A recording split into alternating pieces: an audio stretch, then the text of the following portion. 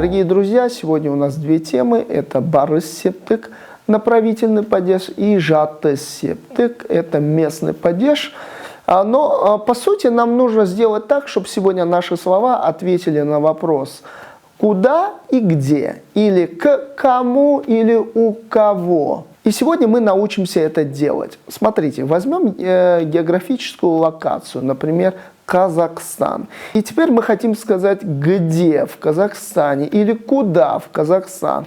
Для этого нам нужны специфические окончания. Чтобы слово ответило на вопрос «куда», нам нужно добавить вот эту четверку окончаний. Га, ге, ка и ке. И здесь вы видите, куда присоединяется каждая из них, после какого слова.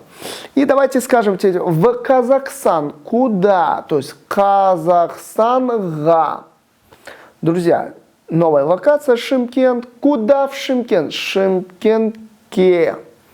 Так, друзья, теперь возьмем Көкшетау. Куда? Көкшетауга.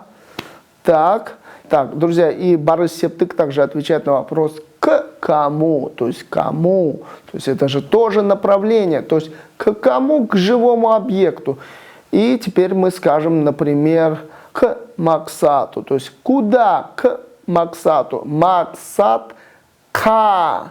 Давайте скажем теперь Касем, Эсемге.